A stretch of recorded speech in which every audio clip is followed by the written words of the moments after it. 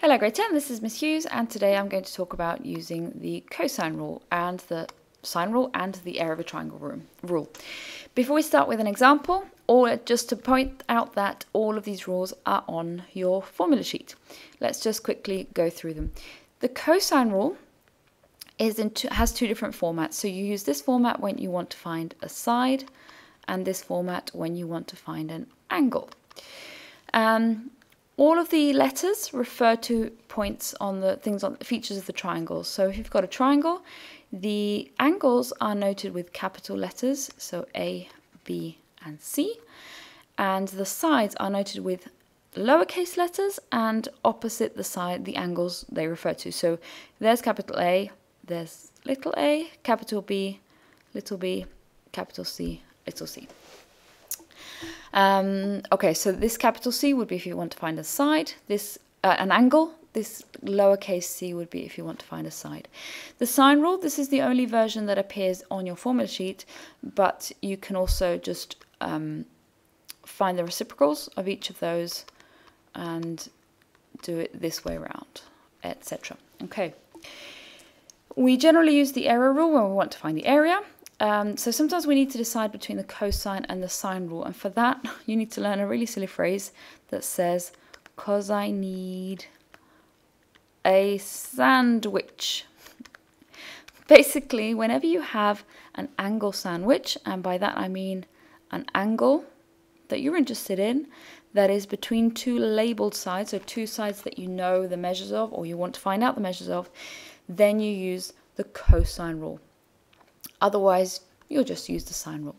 All right, so let's just clear. Edit. Clear all the ink just so we can start fresh. All right, here's the first example. Find the length of AC corrected 2 decimal places.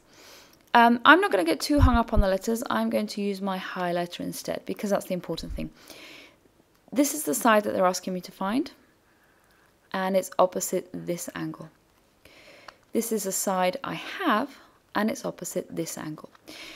Now, I'm going to decide which formula to use. So question, like I said before, is have I got an angle sandwich? And the answer is no, I haven't, because I've got an angle here, but it's not sandwiched between two sides that you know. This side is blank, and this angle is not in an angle sandwich either. So we're going to use the sine rule, not using the area rule because they're not asking for area. All right. So, like I said, we're not going to get hung up with the letters. I'm just going to quote just the first one. Sorry, I'm just going to label this one B because it's opposite there. Right, so B over the sine of the angle opposite it, which is 58, equals, well, the other two. So I'm going to have a side on the top, 12 over sine 39. So I've just replaced the top numbers, the numerators, with the sides, and in the denominators I've shown the angles. This side goes with this angle, this side goes with this angle. And now I can just rearrange. So multiply both sides by sine 58, and that is what I get. So let's type it in. 12 sine 58. Be careful to close brackets at that point.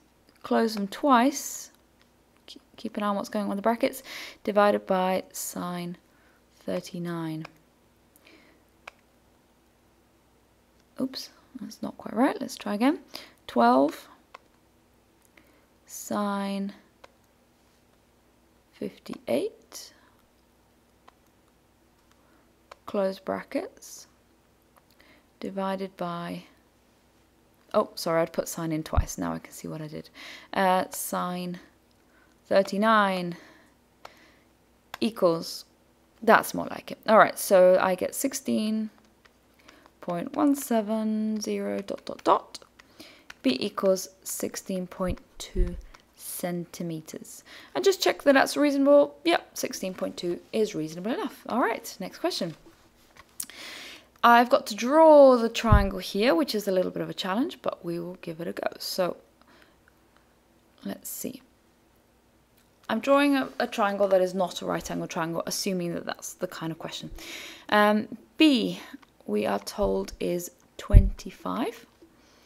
And AB is 11 and AC, sorry, yeah, AB is 11 and AC is 7.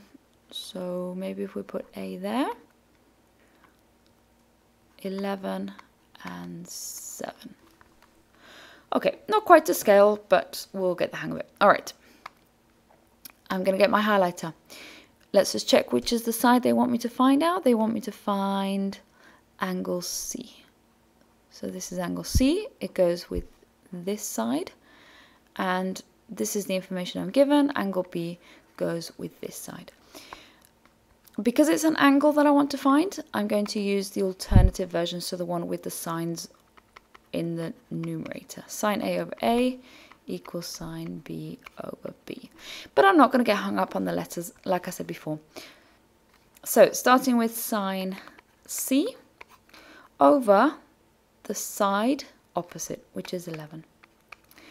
And equals, let's be consistent, sine again, sine of 25 over 7. All right, again rearranging, multiply both sides by 11, 11 sine 25 over 7. So sine C equals 11 multiplied by sine 25, close brackets, divided by 7. So I get 0.664 ... I'm going to keep that value in my calculator. So C is inverse sine of that. So second sine of my answer, close brackets, equals. And I get C equals 41.614. So roughly 41.6 degrees. Again, just check that it's roughly reasonable. Yep, it's an acute angle. That looks okay. Okay, so for the next question, there's a slight mistake. Could ask you to cross out this question because it's actually just more practice of the sine rule, and quickly sketch this triangle instead. Okay, so they're asking us to find this letter here, X. Now this time you can see we do actually finally have an angle sandwich. We've got a missing angle sandwich in between two known sides, and we've got a third side as well. So we're going to use the cosine rule. Now the thing they're asking us to find is an angle, so I'm going to use this version of the rule. You can see there's no letters, so I'm not even going to think about using A, B, and C. I'm going to get my highlighter instead. So this angle goes with this side. Now the other two sides, we have no information about their angles, so I'm not going to highlight them, but I'm going to look at where these two appear in the formula.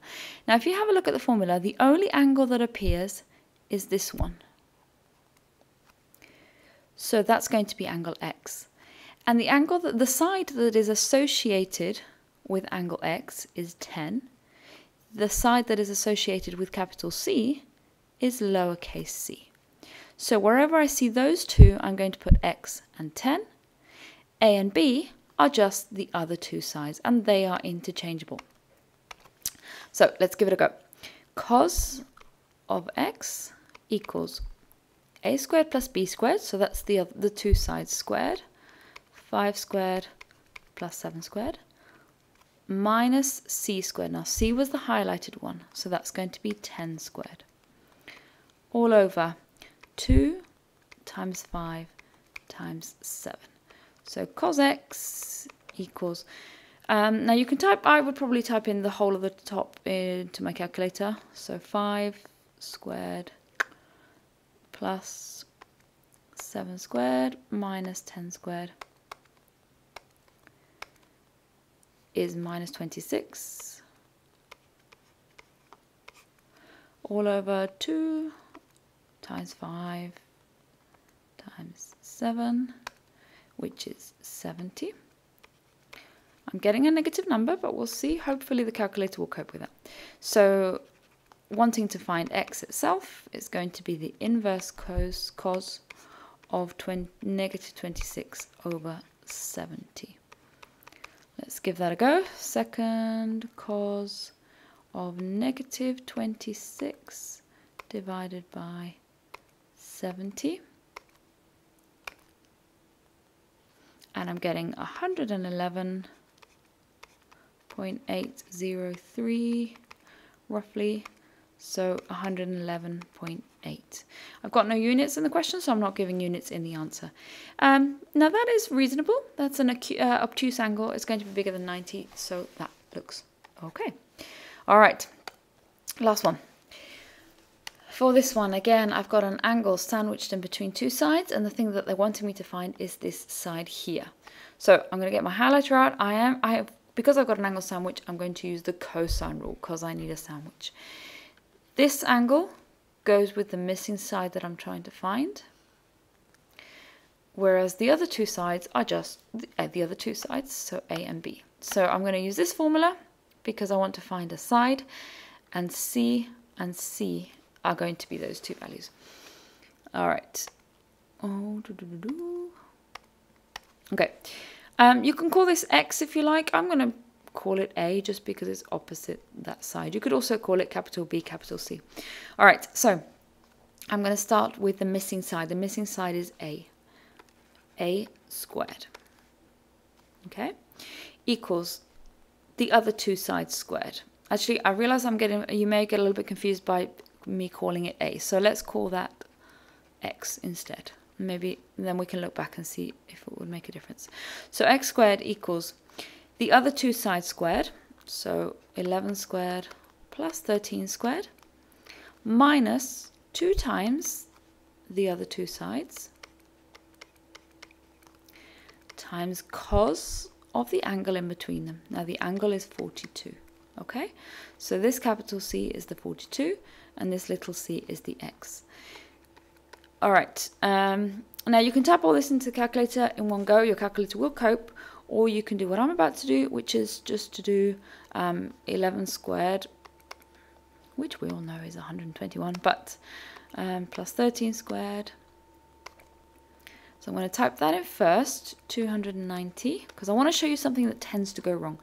And then 2 times 11 times 13, which is 286 cos 42.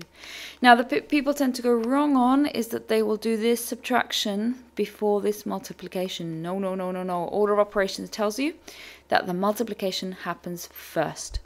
So either type all that into your calculator will do order of operations correctly, or yeah, I think that's the most sensible thing to do. So 290 subtract 286 cos 42 gives us 77.46 blah blah blah, and so the X is going to be the square root of that. Make sure you tell the reader what you're doing, so that's why I've written it there. And I'm getting 8.8011, so X is 8.8 centimeters. Does that look reasonable? Yep, if I got a side that was longer than 13, I knew I was incorrect. Good luck. That is the end of this podcast.